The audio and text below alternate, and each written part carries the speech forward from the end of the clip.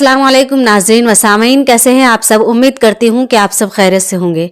हसीन जन्नत चैनल में आपको खुशामदीद कहती हूँ। आज हम देखने वाले हैं हज़रत आसिया अलैहिस्सलाम फ़िरऔन की बीवी का वाक़या।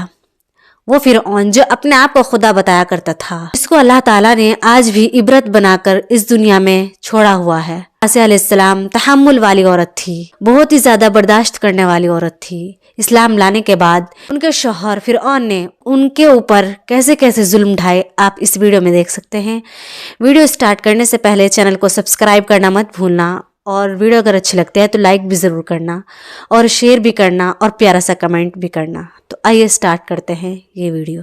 के खातिर अपनी जान कुर्बान करने वाली एक दिलेर खातून, जिसने मूसा अलैहिस्सलाम की परवरिश की और बचपन में उन्हें फ़िरौन के जुल्म जबर से बचाया। लेकिन जब उस खातून ने अल्लाह पर ईमान लाया तो फ़िरौन ने उसके साथ क्या सलूक किया, और ऐसा क्या हुआ कि इस खातून को दुनिया की अजीम तरीन औरत का लक़ब दिया गया। फ़िरौन मिस्र का एक जालिम व जाबिर बादशाह था। उसने मिस्र में आबाद कौम बनी इसराइल को ग़ुलाम बना रखा था और उन पर जुल्म के पहाड़ तोड़ता था। फ़िरौन निहायत ही मगरूर बादशाह था और ख़ुद को लोगों का खुदा और राज़िक कहलवाता था, लेकिन किसी में भी इतनी जुर्रत न थी कि फ़िरौन की मुखालफत कर सके। लिहाजा अल्लाह ने फ़िरौन के ख़ात्मे का इरादा किया तो बनी इसराइल में हज़रत मूसा अलैहिस्सलाम की पैदाइश हुई। जब मूसा अलैहिस्सलाम की पैदाइश हुई तो उन दिनों फ़िरौन ने अपने सिपाहियों को ये हुक्म दे रखा था कि बनी इसराइल में जो लड़का भी पैदा हो उसे कत्ल कर दिया जाए। लिहाजा इस मुसीबत व आफत के दौर में मजबूरन मूसा अलैहिस्सलाम की वालिदा ने आप को एक संदूक में रखकर संदूक को मजबूती से बंद कर दिया और उसे दरियाए नील में डाल दिया। दरिया से निकलकर एक नहर फ़िरौन के महल के नीचे बहती थी। अल्लाह की कुदरत ये हुई कि ये संदूक दरियाए नील से बहते हुए उस नहर में चला गया। उस वक्त नहर के किनारे फ़िरौन की बीवी आसिया बिनते मुज़ाहिम बैठकर नहर का नज़ारा कर रही थी। आसिया एक खूबसूरत और नेक दिल खातून थी और वो किसी बीमारी से शदीद तकलीफ़ में थी। फ़िरौन ने इसका बहुत कुछ इलाज कराया था मगर वो नाकाम रहा। कहते हैं कि काहिनों ने उसे बताया था कि ए फ़िरौन, हम पेशन गोई करते हैं कि इस दरिया में से एक आदमी तेरे महल में दाखिल होगा। अगर उसके मुंह की राल इस बीमार खातून के जिस्म पर मली जाएगी तो उसे शफा हो जाएगा। चुनांचा जब नहर में बहते इस संदूक पर आसिया की नज़र पड़ी तो उसने मुलाजमीन को उसे निकालने का हुक्म दिया। जब उस संदूक को पानी से निकाला गया और उसे खोला गया और मलका ने इस बच्चे को देखा तो उसे यूं महसूस हुआ कि एक बिजली सी चमकी है जिसने उसके दिल को मुनव्वर कर दिया है। आसिया के दिल में इस बच्चे की मोहब्बत ने घर बना लिया। इस बच्चे का लौबे दहन जैसे ही उनके हाथों पर पड़ा तो उन्हें शिफा हो गई। फ़िरौन की बीवी आसिया की बदन से कोई लड़का न था और वो बे औलाद थी। लिहाजा इस पाक दिल खातून की ममता जाग उठी और उसने मूसा अलैहिस्सलाम को गोद ले ली। इस तरह अल्लाह की कुदरत से मूसा अलैहिस्सलाम की परवरिश उसी फ़िरौन के महल में हुई जिसने आप अलैहिस्सलाम के हाथों से हलाक होना था। दरअसल लफ्ज़ फ़िरौन उस दौर में मिस्र के बादशाह का लक़ब हुआ करता था। मूसा अलैहिस्सलाम के क़िस्से के सिलसिले में दो फ़िरौनों का ज़िक्र आता है।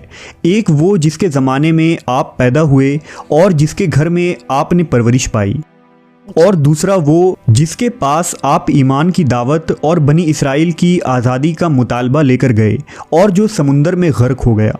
लिहाजा बीबी आसिया का खाविंद जिसने मूसा अलैहिस्सलाम को अपने महल में रखा, इस फ़िरौन का नाम रामेसस सानी बताया जाता है। दरअसल बीबी आसिया रयान बिन वलीद की पोती थी। रयान बिन वलीद वही बादशाह था जो यूसुफ़ अलैहिस्सलाम के दौर में अजीज़े मिस्र था और उसने हज़रत यूसुफ़ पर ईमान भी लाया था। जब मिस्र पर क़िब्ती ख़ानदान की हुकूमत आई तो फ़िरौन ने अपनी ताकत के ज़ोर पर बीबी आसिया से शादी कर ली और उन्हें धमकी दी कि अगर उन्होंने शादी से इनकार किया तो उनके वालिदैन को कत्ल कर दिया जाएगा। लेकिन शादी के बाद भी अल्लाह ने हज़रत आसिया को फ़िरौन के शर से महफूज रखा और वो आप पर कादिर न हो सका। مورخین لکھتے ہیں کہ اللہ نے فرعون کو نامرد بنا دیا تھا، اور بعض نے لکھا کہ فرعون کو ایسی بیماری تھی کہ طبیبوں نے اسے ساری عمر صحبت کرنے سے منع کر دیا تھا، لہذا فرعون کبھی بھی حضرت آسیہ کے قریب نہ جا سکا۔ یہ بھی اللہ کی ایک حکمت تھی تاکہ بی بی آسیہ فرعون کے ناپاک جسم سے محفوظ رہ سکے۔ بہرحال حضرت موسیٰ کی پرورش فرعون کے محل میں کسی شاہی فرد یا شہزادے کے مانند ہوئی۔ ہر طرح کے آرام و آرائش آپ کے لیے دستیاب تھے، لیکن قبطیوں کے درمیان زندگی گزارنے کے باوجود موسیٰ علیہ السلام فطری طور پر ان سے مختلف کردار کے مالک تھے۔ حضرت موسیٰ فرعون کے غرور و تکبر اور خدائی کے دعووں کو ناپسند کیا کرتے تھے اور ہمیشہ توحید کے متعلق واضح بات کیا کرتے، جو فرعون اور اس کے درباریوں کو ناگوار گزرتی تھی۔ بہت جلد وہ وقت بھی آ گیا جب اللہ نے حضرت موسیٰ علیہ السلام کو نبوت عطا کی اور آپ فرعون کے دربار میں اسلام کی دعوت لے کر تشریف لائے۔ اس وقت فرعون کے مطالبے پر جادوگروں اور موسیٰ علیہ السلام کے درمیان سحر کا مقابلہ ہوا، جس میں حضرت موسیٰ کی عصا حقیقی سانپ میں تبدیل ہو گئی اور جادوگروں پر حق واضح ہو گیا کہ یہ اللہ کے سچے رسول ہیں جنہیں ہماری ہدایت کے لیے بھیجا گیا ہے، جبکہ فرعون اپنے انا اور غرور پر قائم رہا اور موسیٰ علیہ السلام کے دعوت کا انکار کر دیا۔ اسی دربار میں بی بی آسیہ بھی موجود تھیں، لہذا آپ نے جب یہ سنسنی خیز منظر دیکھا تو آپ کے دل میں فوراً حق کا نور چمک اٹھا اور آپ موسیٰ علیہ السلام پر ایمان لے آئیں۔ بی بی آسیہ فرعون مصر کی بیوی اور ملکہ تھی۔ آپ کے پاس مال و دولت کی کثرت تھی، لیکن اس کے باوجود آپ غرور و تکبر کا شکار نہیں تھی، بلکہ آپ کا دل غریبوں کی محبت سے سرشار اور ان پر شفقت و مہربانی کے جذبے سے معمور تھا۔ آپ دل کھول کر ان پر صدقہ و خیرات کیا کرتیں، اسی وجہ سے آپ کو ام المساکین یعنی مسکینوں کی ماں بھی کہا جاتا ہے۔ چونکہ بی بی آسیہ اپنے شوہر رامسس کے مظالم کو بھی خوب جانتی تھیں، اس لیے اپنے ایمان کا اظہار نہ کیا۔ آپ چھپ چھپا کر ایک اللہ کی عبادت کیا کرتیں اور اللہ سے یہ دعا کرتیں کہ اے اللہ، مجھے فرعون اور اس کے عمل سے نجات دے، میں اس کے کفریہ حرکتوں سے بیزار ہوں۔ حضرت آسیہ خفیہ طور پر موسیٰ علیہ السلام کے خدا کی عبادت کرتیں اور دعا و استغفار میں مشغول رہتیں، یہاں تک کہ فرعون کو ایک دن آپ کے ایمان لانے کی خبر ہو گئی۔ اس نے ایک روز اپنے درباریوں سے کہا، کیا تم لوگوں کو میری بیوی کی کچھ خبر ہے؟ تم لوگ اس کے متعلق کیا جانتے ہو؟ سب نے بی بی آسیہ کی بڑی تعریف کی اور ان کی بھلائیاں بیان کی۔ فرعون نے کہا، کیا تم لوگوں کو نہیں معلوم وہ میرے سوا دوسرے خدا کو مانتی ہے؟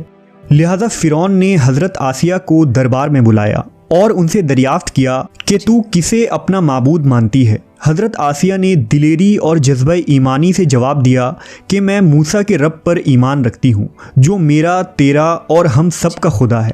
فرعون اس بے باک جواب پر غضبناک ہو گیا اور بہت جلد پورے شہر میں اس بات کی شہرت ہو گئی کہ فرعون کی بیوی اور ملکہ نے فرعونی طور طریقے کو ٹھکراتے ہوئے دین موسیٰ قبول کر لیا ہے۔